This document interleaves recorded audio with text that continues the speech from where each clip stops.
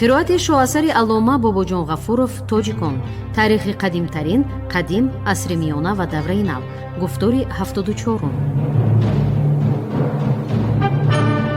اثر تاجیکان شعله‌ای بود که به صحیفه‌های تاریک و فراموش گشته تاریخ ملت تاجیک روشنی انداخته، پدیده‌های خودشناسی و افتخار ملی را تکمیل داد. پرزیدنت جمهوری تاجیکستان امامعلی رحمان.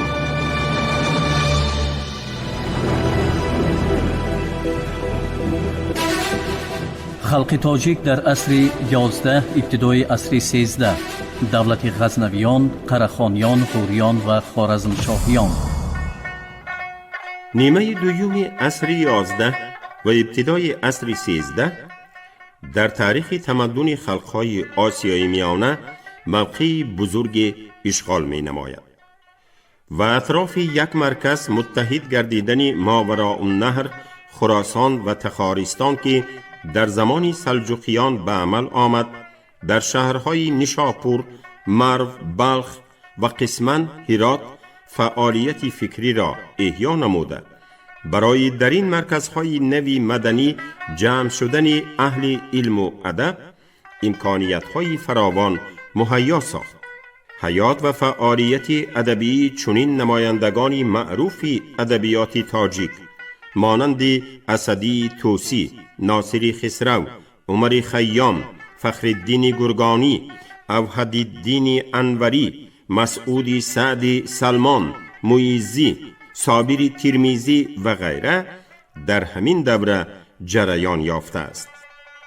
البته ایجادیات این ادیبان از جهت مضمون غایوی به یک درجه نبوده، بلکه دارای تفریقه های کلی می باشند. در بین شاعران نامبرده خصوصا ناصر خسرو، عمر خیام و فخرالدین گرگانی که در آثار آنها تمایل خلقی و ترقی خواهی برتری پیدا کرده است، مقام برجسته‌ای دارند. ناصر خسرو 1004-1080 برگزیده ترین شاعران این دوره می باشد. او در ناحیه قبادیان واقع در تاجیکستان کنونی تولد یافته، بعد از گذرانیدن دوره کودکی به تحصیل علم، خصوصاً با آموختن ادبیات و مسئله های دینی و فلسفی شغل ورزید. ناصر خسرو در ایام جوانی دربار سلطان محمود و مسعود غزنوی را دید و چند وقت در دربار سلجوقیان به صفت دبیر خدمت نموده، سپس به مسافرت برآمد. او هنوز هنگام جوانی هندوستان، نواحی ترکستان و افغانستان کنونی را سیاحت نمود. ناصر خسرو با همین نیت مسافرت می کرد که احوال و عقیده های مذهبی خلق های گوناگون را تحقیق نماید و در ظرف 7 سال مسافرت خود حجاز، آسیای صغیر، سوریه و مصر را دیده، با زندگانی مردمان آنجا و عرف و عادت آنها شناسایی پیدا کرد. نهایت در مصر با طرفداران خلیفه های فاطمی، سروران طریقت اسماعیلی واخورده، خودش نیز پیروی با غیرت عقیده اسماعیلی گردید. ناصر خسرو پس از بازگشتن به خراسان و توقف کردن در بلخ، آشکارا تعلیمات اسماعیلی را تبلیغ و مردم را به این مذهب دعوت نمود. در نتیجه چنین فعالیت خود او به تعقیب علمای اسلامی و امرای سلجوقی دچار گردید و غیر از به طرز پنهانی زندگانی کردن و به حالت گریزگی گشتن چاره دیگر نیافت. از شهری به شهری رفته در غربت عمر به سر برد. چه نوعی که خود ناصر خسرو خاطر نشان می کند، این دوره زندگی برای او خیلی به سختی می گذشت. آزرده کرد کژدم غربت جگر مرا، گویی زبون نیافت زگیتی مگر مرا، در حال خیشتن چو همی ژرف بینگرم، صفرا همی براید زندوه بسر مرا. گویم چرا نشانه تیری زمانه کرد، چرخی بلندی جاهلی بیدادگر مرا. گر به قیاسی فضل بگشتی مداری دهر، جز بر مقر ماه نبودی مقر مرا. دانش به از ضیا و به از جان و مال و ملک، این خاطری خطیر چنین گفت مرا. با لشکری زمانه و با تیغی تیزی دهر، دین و خرد بس است سپاه و سپر مرا. ناصر خسرو پس از مسافرت اثری مشهور تاریخی و جغرافی خود سفرنامه را نوشت و هم راجع به مسئله های عقیده اسماعیلی، رساله های فلسفی زاد المسافرین، وجه دین، جامع الحکمتین و سایر اثرها را تعریف نمود. علل خصوص دیوان شعر و مثنوی های روشنایی نامه، سعادت نامه و غیره قیمتی بزرگی دارند. او در اشعار خود غیر از مسئله های دینی و فلسفی و بسیار فکرهای پیشقدم تربیوی و اخلاقی جای داده است. در شعرهای او اینچنین افکار انسان پروری و دهریانه نیز دیده می شود. ناصر خسرو در یکی از شعرهای خود به خدا رو آورده می گوید: کسی گر تخم جو در کار دارد، ز جو گندم نیابد بدرویدن. تو در روزی ازل آغاز کردی، عقوبت در ابد بایست دیدن. تو گر خلقت نمودی بهر طاعت، چرا بایست شیطان آفریدن. سخن بسیار باشد جرأتم نیست، نفس از ترس نتوانم کشیدن. اگر می خواستی کینها نپرسم، مرا بایست حیوان آفریدن. اگر در حشر سازم با تو دعوا، زبان را باید از کامم کشیدن. بفرما تا سوی دوزخ برندم، چی مصریف دارد این گفت و شنیدن. تو دادی رخنه در قلب بشرها، فن ابلیس را بهری مکیدن. اگر ریگی به کفش خود نداری، چرا بایست شیطان آفریدن.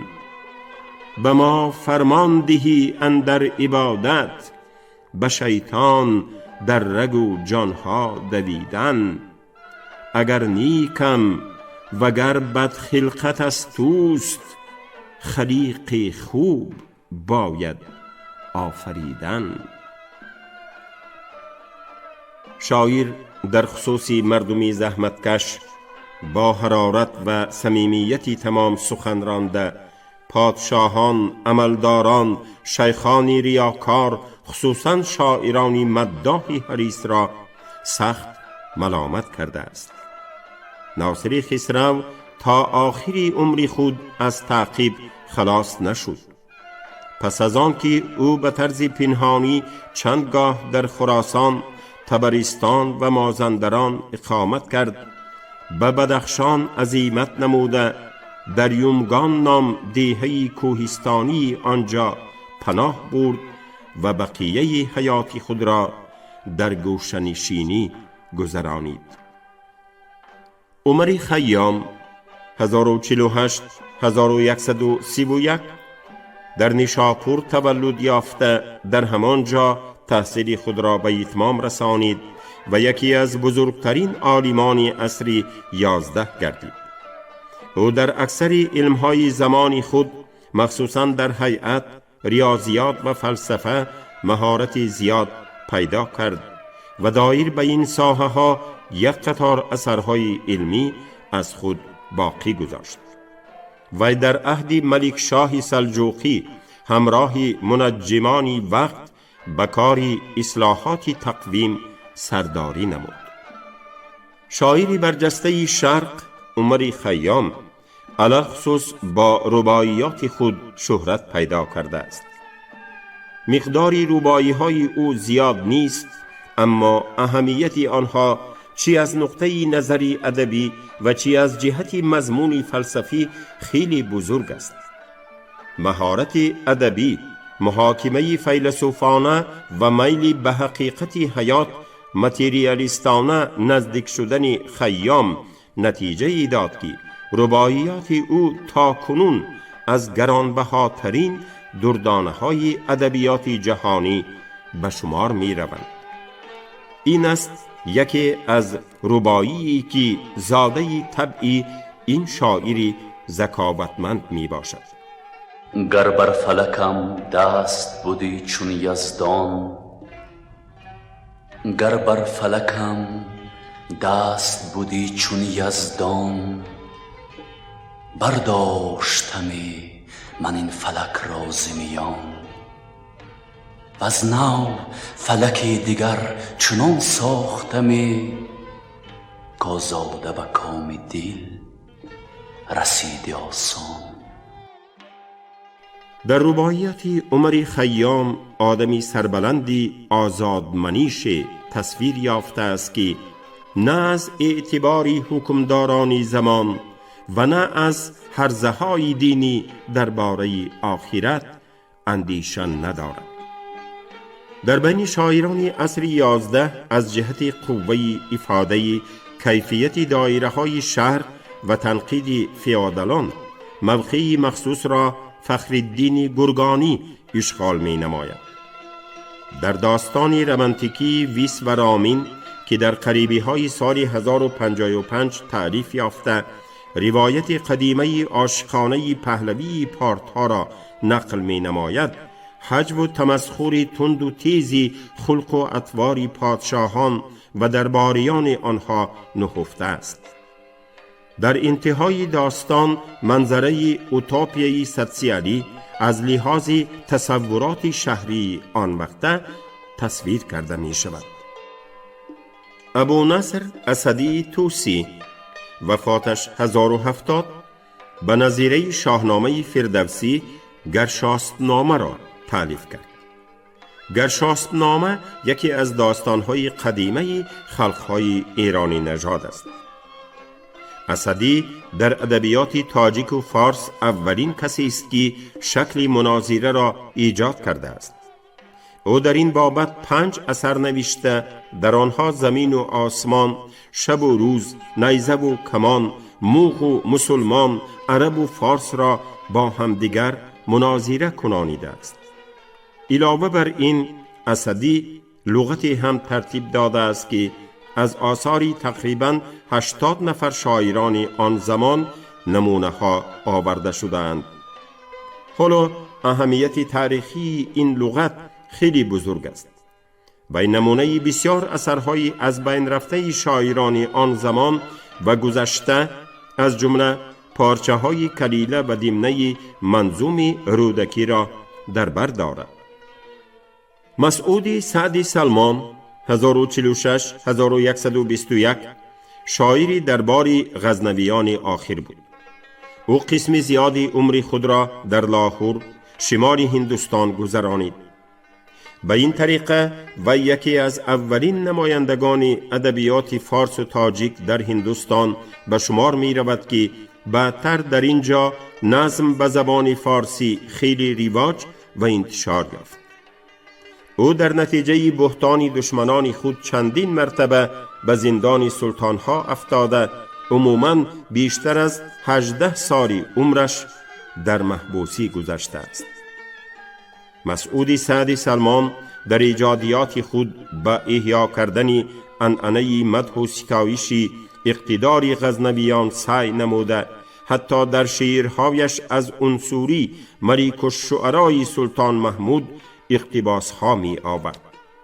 ولی او مدحیه های خود را به زبانی ساده و فصیح آفریده، آنها را با پند و حکمت، اندیشه های فلسفی و تصویری لمحه های زیبای زندگی آرامی دهد.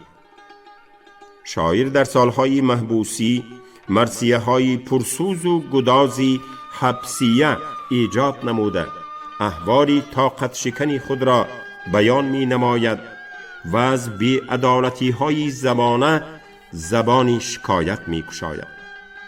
تقدیر این شاعری با استعداد خیلی فاجعه انگیز است. هم حیات و هم ایجادیاتش تحت فشاری شکنجه های استبداد فی‌عدلی قرار گرفتند.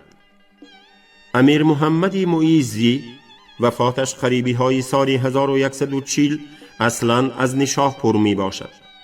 اکثری اثرهای او را قصیده های مدحیه تشکیل می کنند که به ملک شاه و سلطان سنجری سلجوقی بخشیده شدند. او در وقت حکمرانی سلطان سنجر به مرتبه بلند شاعری دربار رسیده به عنوان ملک الشعرا سرفراز گردید. ادیب صابر ترمیزی شاعری غزلسرای خوش‌طبعی بود و اجباراً به خدمت سلطان سنجری سلجوقی کشیده شده هر گونه سفارشات او را ادا می کرد. روز سلطان سنجر با کاری او را به خوارزم فرستاد.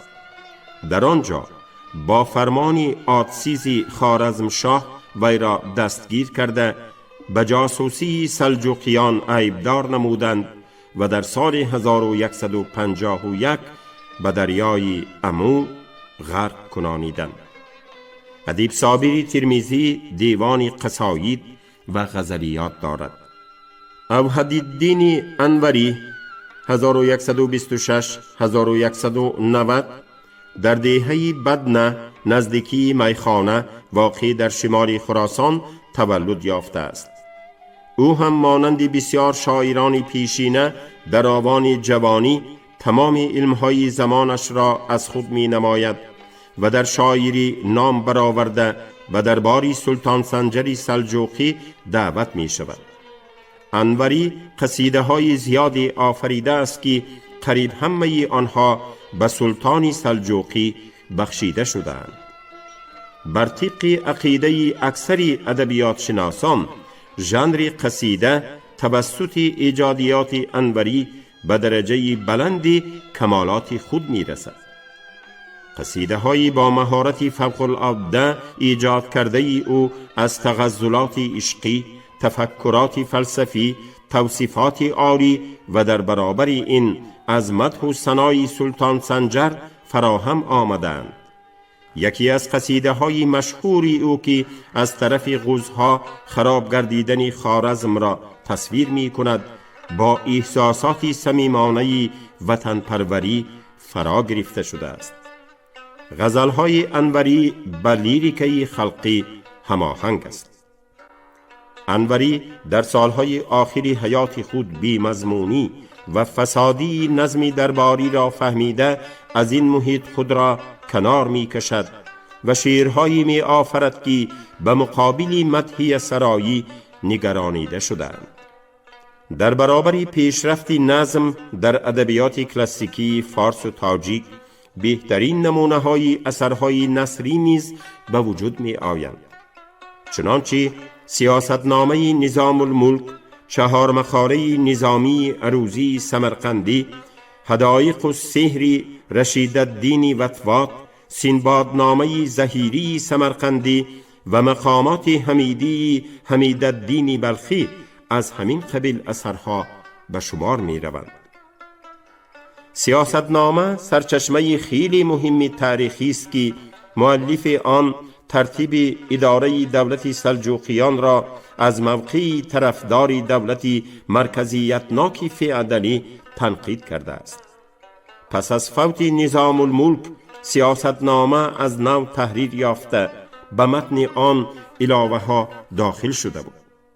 با وجود این اثری مذکور در همان شکلی که تا زمان ما رسیده است آثار خیلی پرارزشی نثر آخر عصر 11 به شمار می رود. زبان آن ساده و روان است.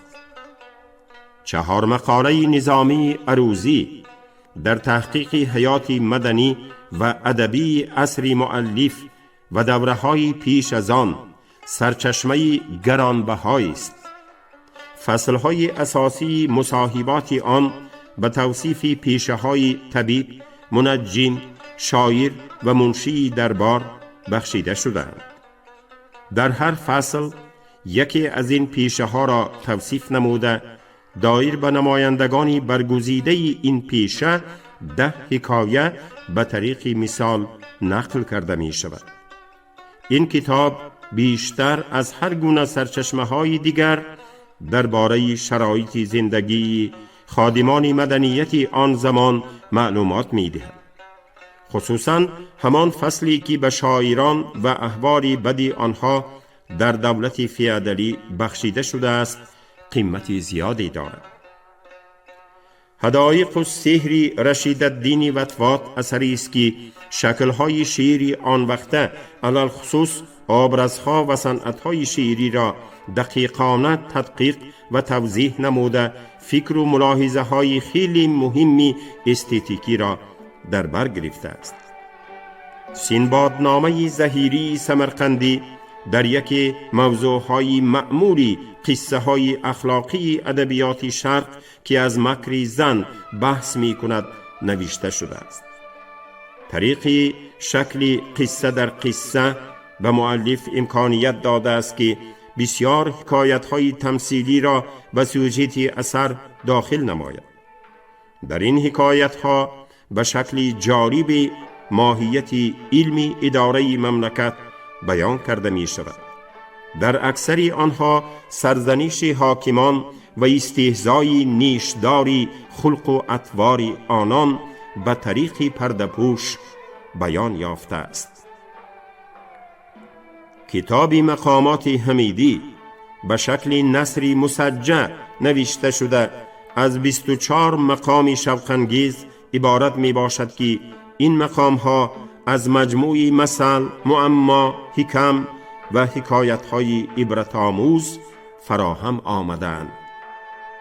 در این دوره در قطار ادیبان بزرگ خیلی نمایندگانی برجسته علم و فن هم به کمال رسیده، هر یکی در ترقیات فکری خدمت‌های معینی به جا آوردند. امام فخرالدین محمد ابن عمر رازی 1148 1210 در هرات اقامت نموده به فعالیت مدرسی و واعظی مشغول بوده است. او دایر به طب، هیئت و ریاضیات اثرهای زیاد تالیف نموده است. ابوالقاسم محمود زمخشری خوارزمی 1074 1143 یکی از محققان معروفی ساحه لغت و صرف و نحو عربی بوده فرهنگ عربی فارسی به قلم او تعلق دارد. ابوبکر ابوالقاهر ابن عبدالرحمن جرجانی وفاتش سال 1108 از دانشمندان صرف و نحو بوده در این ساحه کتاب عوامل را تألیف کرده است. زین الدین اسماعیلی جرجانی وفاتش در بین سالهای 1135 و 1137 با دعوت قطب الدین محمد ابن انوشتیگین به خوارزم آمد و سال 1110 در آنجا به زبان تاجیکی ذخیره خوارزم شاهی نام اثری نوشت.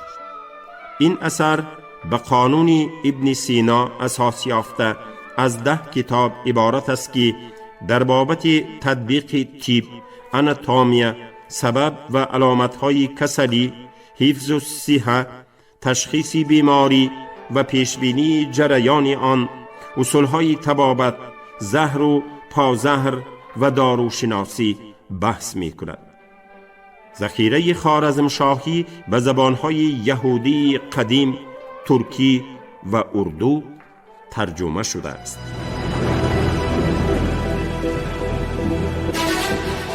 خلق تاجیک در عصر 11 ابتدای عصر 13 دولت غزنویان، قره‌خانیان، غوریان و خوارزمشاهیان.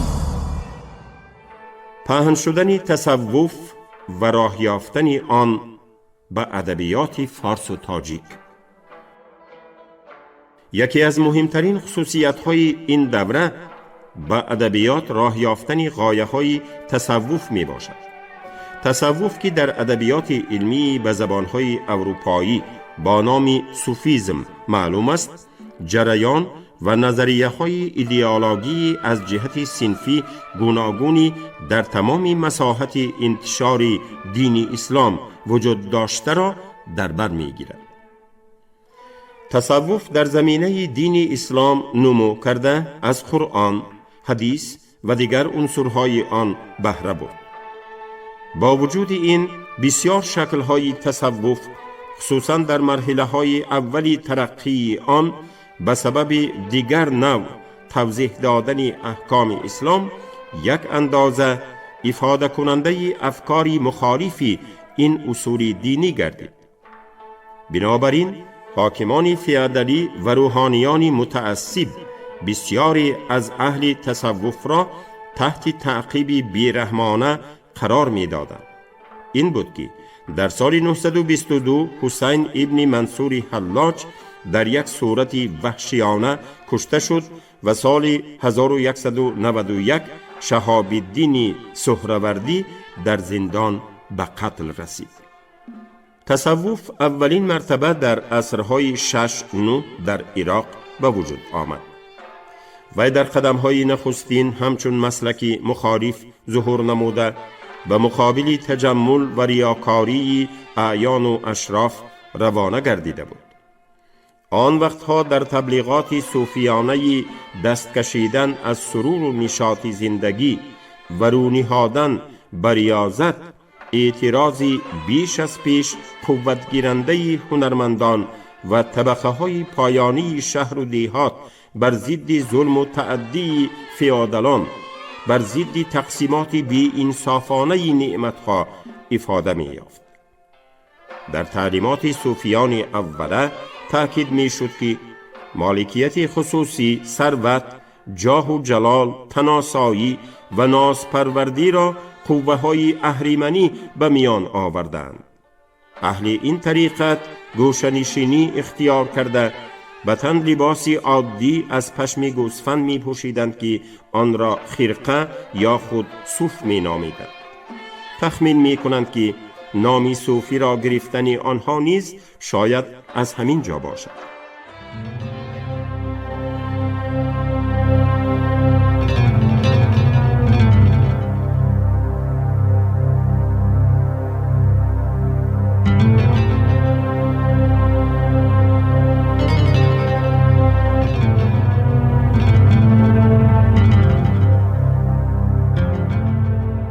شما گفتاری 74 رو از کتاب علامه باباجان غفورов تاجیکان شنیدید. عبدالرشید خوجمقلوف خان، کارگردان شیرعلی نغزلی.